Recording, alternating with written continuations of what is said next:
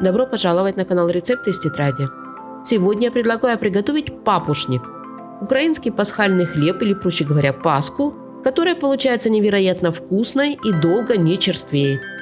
Полный перечень ингредиентов, а также краткую инструкцию по приготовлению вы, как всегда, найдете в описании под видео. Сначала нам нужно приготовить заварную основу. Для этого нам понадобится 100 граммов муки, которую я предварительно просеяла. Также нам понадобится 250 граммов 10% сливок или жирного домашнего молока. Переливаем сливки или молоко в сотейник, ставим на огонь и доводим их до кипения.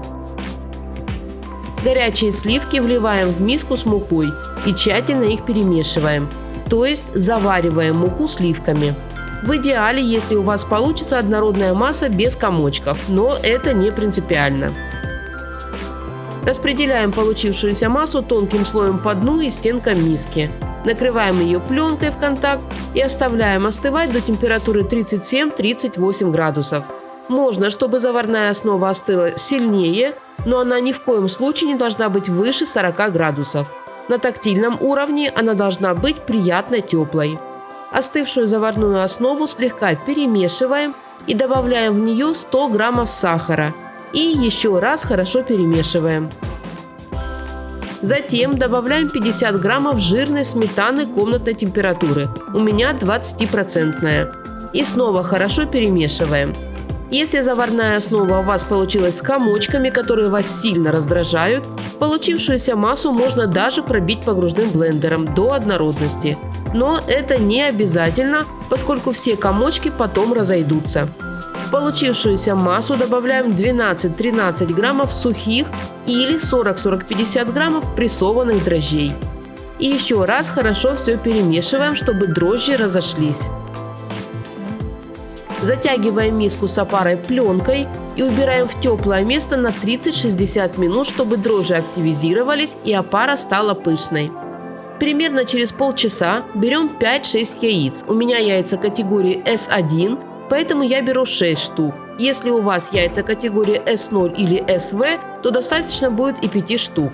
Для приготовления папушника нам понадобятся только желтки. Белки в тесте мы использовать не будем. В желтки всыпаем 150 граммов сахара и половину чайной ложки соли. А потом с помощью миксера или венчика перетираем желтки с сахаром до бела. К этому времени опара уже должна стать пышной, что говорит о том, что дрожжи начали работать.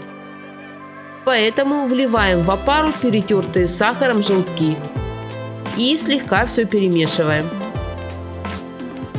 Затем вливаем в тесто 1 или 1,5 столовых ложек рома или коньяка, 1 чайную ложку любого ароматизатора, у меня это сегодня дюшес. Также добавляем в тесто цедру 1 лимона или апельсина. И снова хорошо все перемешиваем. А затем начинаем вводить в основу теста 400 граммов предварительно просеянной муки. Муку добавляем в несколько этапов, каждый раз тщательно вымешивая тесто до тех пор, пока вся мука не впитается. Делается это для того, чтобы не переборщить с мукой и не забить тесто. Поскольку количество муки, а ее может понадобиться как немного больше, так и немного меньше, напрямую зависит и от качества самой муки, и от качества жирности других ингредиентов. У меня ушло ровно 400 граммов муки без 1 столовой ложки. Эту столовую ложку муки я специально оставила, она нам понадобится позже. В итоге должно получиться очень липкое, но уже не жидкое тесто. Теперь нам понадобится 100 граммов размягченного сливочного масла, которое мы небольшими порциями начинаем вмешивать в тесто. Если у вас есть тестомес, то масло можно растопить и вымешивать тесто с уже растопленным маслом. Но руками вымешивать тесто удобнее с размягченным маслом. Опять-таки, намного удобнее это делать прямо на столе, растягивая тесто по рабочей поверхности. В общем, на вмешивание масла и вымешивание теста в целом у меня уходит не меньше 20-30 минут. В результате должно получиться очень мягкое, нежное, но при этом эластичное и практически не липнущее к рукам тесто. Слегка растягиваем тесто и возвращаем его в миску. Самое время добавить в него 200-250 граммов сухофруктов. У меня это смесь из изюма, вяленой вишни и кураги. Сухофрукты обваливаем в 1 столовой ложке муки, которую оставляли от замеса теста. И высыпаем их сверху на тесто. А затем вмешиваем сухофрукты, стараясь, чтобы они распределились более или менее равномерно. Миску с тестом затягиваем пленкой и убираем в теплое место на 2-3 часа или до тех пор, пока тесто не увеличится как минимум вдвое. У меня прошло 3 часа, и за это время тесто хорошо подошло. Слегка обминаем его, потом снова затягиваем пленкой и убираем на повторную расстойку в теплое место на 2-3 часа или до тех пор, пока оно не увеличится как минимум вдвое. Через 3 часа мое тесто заметно подросло и, как можно увидеть, стало очень воздушным. И это значит, что пришло время следующего этапа. Выкладываем тесто на рабочую поверхность и снова хорошо его обминаем. Сразу подготовим формы для выпечки. У меня это 4 бумажные формочки диаметром 9 см. И если вы используете металлические формы, то рекомендую их дно и бока выстелить пергаментной бумагой. Но вернемся к тесту. Делим его на 4 примерно равные части.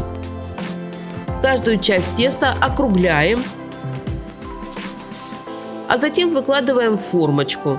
Нужно, чтобы формочка была заполнена либо наполовину, либо на 2/3. Если у вас, как у меня, формочки бумажные, то сразу же переносим их на противень, чтобы потом тесто лишний раз не тревожить. Накрываем формы с тестом пленкой и оставляем в теплом месте на 2-3 часа, чтобы тесто еще раз подошло. Если в доме прохладно, то тесто в формочках можно оставить и на ночь.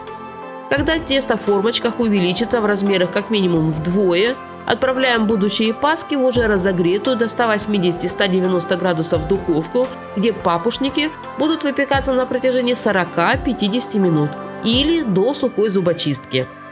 Готовые папушники достаем из духовки и оставляем на столе до полного остывания.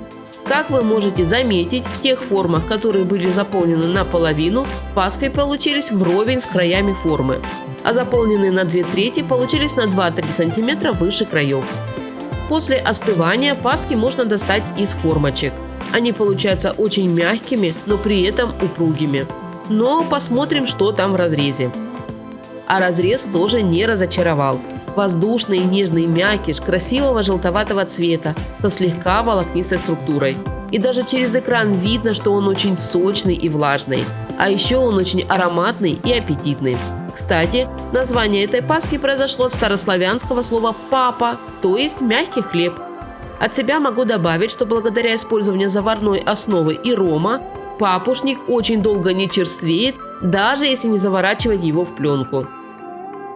Нам осталось только покрыть папушники глазурью и украсить их. Вы можете использовать любую глазурь, какая вам нравится. Я же сегодня в качестве глазури буду использовать итальянскую меренгу, для приготовления которой мне понадобится 50 граммов яичного белка. Это белок примерно одного яйца категории S0. Добавляем в белок щепотку соли и с помощью миксера начинаем его взбивать. Когда белок превратится в легкую пену, которая уже держит форму, добавляем в него 1 чайную ложку лимонного сока или щепотку лимонной кислоты. И продолжаем взбивать белки до образования так называемых мягких пиков. Белковую массу пока отставляем в сторону и берем 100 граммов сахара. Всыпаем сахар в сотейник и добавляем сюда же 50 граммов воды. Ставим сотейник на небольшой огонь и при постоянном помешивании сначала доводим сироп до кипения, а затем варим, пока сироп не нагреется до температуры 120-121 градус. Готовый сироп снимаем с огня и оставляем его на столе, чтобы он полностью успокоился, то есть пропали все признаки кипения. В это время снова начинаем взбивать белки до образования так называемых твердых пиков. Если у вас есть планетарный миксер, то варить сироп и взбивать белок можно параллельно. Затем, не прекращая взбивать белок, тонкой струйкой вливаем в белковую массу все еще горячий сироп, следя, чтобы он не попадал на венчики. Когда весь сироп окажется в белковой массе, Продолжаем взбивать белки до нужной вам консистенции. Мне сильно густая глазурь не нужна, поэтому я взбиваю меренгу только до мягких пиков. Да, застынет она не быстро, но мне это и не нужно. Готовой меренгой обмазываем шапочку пасок. Я просто макаю папушник в меренгу и украшаем по своему желанию.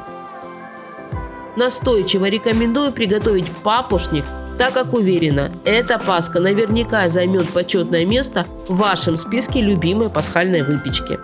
Не забывайте ставить лайки, если вам понравился этот рецепт. И, конечно же, подписывайтесь. У меня в тетрадке еще много вкусных и интересных рецептов, которыми я с радостью поделюсь. Мира всем нам, здоровья и чистого неба над головой. Берегите себя и своих близких. Приятного аппетита и до новых встреч!